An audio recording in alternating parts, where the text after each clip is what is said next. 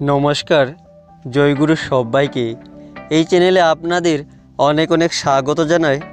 আজ অনেক সুন্দর একটি বিষয় নিয়ে আজকের এই ভিডিওতে রয়েছে পরম প্রেমময় পরম দয়াল শ্রী শ্রী ঠাকুর অনুকূলচন্দ্রকে একবার মারার জন্য, হত্যা করার জন্য, খুন করার জন্য এক ডাকাত এসেছিলেন দেওঘরে। তো কি হয়েছিল, ডাকাত কেন ঠাকুরকে মারল না এবং কেন ঠাকুর দেওঘরে ডাকাতকে রাখতে দিলেন এবং এই ঘটনাটি কি ঘটেছিল, চলুন দেখে নেই কি রয়েছে এই ঘটনাতে। চলুন বিস্তারিত জেনে নেই। তো ভালো লাগলে অবশ্যই লাইক কমেন্ট করবেন এবং শেয়ার করে সবাইকে দেখার সুযোগ করে দেবেন।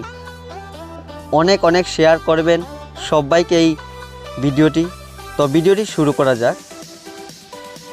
একবার বিহারের পান্ডারা এক ডাকাতকে 200 টাকা দিয়ে পরম প্রেমময় শ্রী শ্রী ঠাকুরকে খুন করার চুক্তি করেছিল। কথা মতো ডাকাত ঠাকুর বাড়ি এসে আশ্রয় নিয়ে থাকতে লাগলো। দেখলো এ ন্যাংটি পরা লোকটার তো কোনো বডিগার্ড নেই। ডাকাত বলছেন, পরম দয়ালের কোনো বডিগার্ড নেই, উনাকে কি মারা আবার একটা কাজ হলো নাকি? যাক, ফ্রি থাকা খাওয়া পাচ্ছি কদিন থেকেই নেই, তারপর মারব। কদিন পরে দেখলো এ লোকটার তো কোনো দোষ নেই। বলছেন পরম দয়ালের কোনো দোষ নেই, তবুও টাকা নিয়েছি, মারতে তো হবে, যাক মারব। কদিন পরে দেখলো ঋত্বিকরা দীক্ষা দিয়ে প্রণামী পায় আর সেই টাকা এনে ব্যাগে রাখে, কোনো তালা চাবি নেই ওদের। যাক, এটাও একটা সুযোগ হলো ডাকাতের। সে নিয়মিত ভোরের প্রার্থনার সময় যখন সকলে প্রার্থনায় যেতেন তখন ব্যাগ থেকে সকলের টাকা চুরি করে নিয়ে যেতেন। এটা সকলের কাছে ধরা পড়ল। তারা রীতিমতো পরম দয়াল ঠাকুরকে সব জানালেন। শ্রী শ্রী ঠাকুর কিছু ব্যবস্থা নিলেন না, এমনকি ওই ডাকাতকেও কিছু বললেন না। সব ঋত্বিকেরা মিলে ঠাকুরের উপর রেগে বাড়ি যেতে চাইলেন। বললেন, আমাদের বাড়ির বাচ্চারা না খেয়ে মরছে, আমরা একটা টাকাও পাঠাতে পারছি না, আর আপনি ওই ডাকাতকে সাহায্য করছেন। ও তো শুনেছি আপনাকে মারতে এসেছে এখানে। পরম প্রেমময় পরম দয়াল বললেন, আপনারা চাইলে যেতে পারেন, ওকে আমি এখানেই রাখব। ঠাকুর বলছেন, ওই ডাকাতকে এখানেই রাখবেন, মানে দেওঘরেই রাখবেন। তখন ঋত্বিকরা সবাই মিলে ওই ডাকাতের ব্যাপারে পুলিশ কমিশনারের কাছে সব বলে দিলেন। জানালেন যে ওই লোকটা ডেকরাম কাহার, যে ডাকাতকে ধরার জন্য সরকার 10,000 টাকা ইনাম ঘোষণা করেছিল। সাথে সাথে ডেকরাম কাহারকে ধরার জন্য পুলিশ বাহিনী নিয়ে কমিশনার ঠাকুর বাড়ি এলেন। পরম দয়াল শ্রী শ্রী ঠাকুরকে জিজ্ঞাসা করলেন বিক্রম কাহারের কথা। ঠাকুর বললেন, আমি ডেকরাম কাহারকে চিনি না, সে এখানে থাকে না। ঠাকুর বললেন, যদি সে এখানে থাকেও তাকে আমি ধরে নিয়ে যেতে দেব না।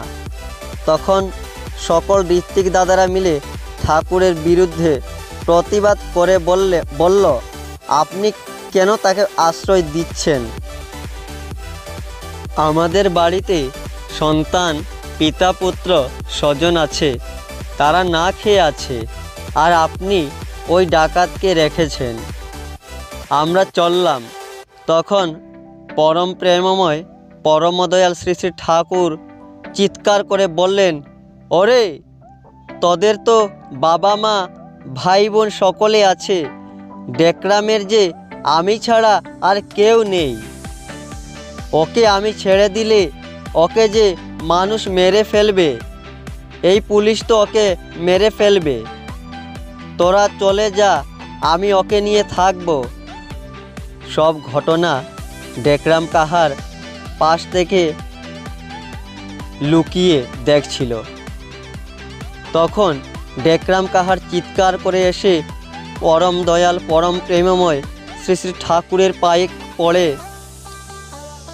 কাঁদতে লাগলো আর বলতে লাগলো, আমি জন্ম জন্মান্তরের পাপী, তুমি আমাকে বাঁচিয়েছো ঠাকুর, আমি আর কোনো দিন এমন ভুল করব না।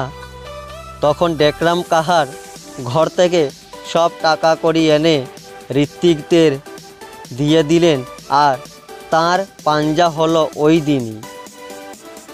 ডেকরাম কাহার তিনি অনেক বড় ঋত্বিক ছিলেন ঠাকুরের।